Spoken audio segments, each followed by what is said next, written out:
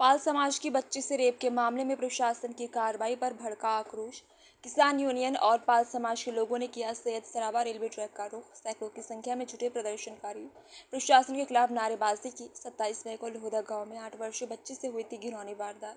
पीड़ित पक्ष पर कार्रवाई के विरोध में हो रहा है प्रदर्शन। किसान यूनियन ने जताई नाराजगी, कहा न्याय के बदले हो रहा उत्पीड़न। रेल रोकने की चेतावनी दी है। मौके पर भारी पुलिस बल तैनात है। प्रशासन के अधिकारियों ने प्रदर्शनकारियों से वार्ता की कोशिश की। भीड़ को शांत करने में जुटे पुलिस व प्रशासनिक अधिकारी ग्रामीणों में रोष व्याप्त है। पीड़ित परिवार को न्याय की मांग कर रहे हैं। देखिए, जो पूरा प्रकरण पिछले कई दिनों से जो कौशाम्बी में चल रहा है, जिस तरह का घटनाक्रम, हम लोग की मांग है कि इसमें शासन से एक SIT की कमेटी बने, स्पेशल इन्वेस्टिगेशन टीम की, वो इस पूरे प्रकरण की जांच करे ताकि सत्य और असत्य लोगों के सामने आ सके।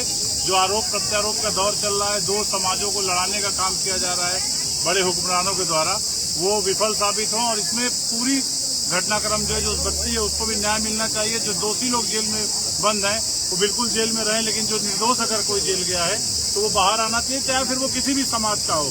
हम ना किसी समाज के लिए यहाँ बैठे हैं और ना किसी जाति के लिए यहाँ बैठे हैं, ना किसी धर्म के लिए। एक व्यक्ति ने अपने शरीर पे जो है नाम लेके दोषियों का सुसाइड किया है, और जिस तरह से आप लोग प्रोटेस्ट कर रहे हैं, दोनों में क्या अंतर आप देखते हैं और किस तरह की मांग है?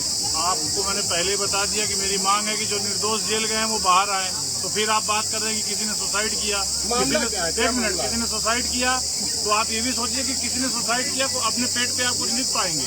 बहुत चीजें, उन चीजों पे हम नहीं जाना चाहते। वो पुलिस जब SIT बनेगी तो हम हर चीज की जांच होगी कि कौन उसके लिए जिम्मेदार है। जो लोग जेल गए हैं वो उसके लिए जिम्मेदार हैं, या जो बाहर मजा ले रहे हैं, अपनी रोटियां सेक रहे हैं, वो लोग उसके लिए जिम्मेदार हैं। हम दोनों पक्षों की बात कर रहे हैं कि अगर कोई भी निर्दोष, कानून कहता है कि कोई भी 100 दोषी बच जाएं, लेकिन एक निर्दोष जेल नहीं जाना चाहिए। फिर वो चाहे पाल हो, पंडित हो, पासी हो, ठाकुर हो, चमार हो, उससे क्या मतलब है? पूरा मामला ये है, आपको जानकारी होगा फिर भी बता दे रहा हूँ। एक 8 साल की बच्ची के साथ छेड़खानी की गई, वो वीडियो सोशल मीडिया पे है। तमाम यहाँ महिलाएं हैं मेरे साथ, उन बातों को हम नहीं बता सकते। बहुत से हमारे विद्वानवादी कह रहे हैं कि बलात्कार की रिपोर्ट नहीं आई। यार बच्ची क्या कह रही है पहले उसको सुनो तो। वो कहाँ कह रही है कि उसका बलात्कार हुआ? लेकिन बलात्कार की बहुत सी श्रेणी आप सुनो कि वो बच्ची क्या कह रही है। यहाँ से हटने के बाद आप लोग सुनिएगा कि वो बच्ची क्या कह रही है, कि उसके साथ क्या किया गया है। तो बलात्कार की पुष्टि कहाँ से होगी?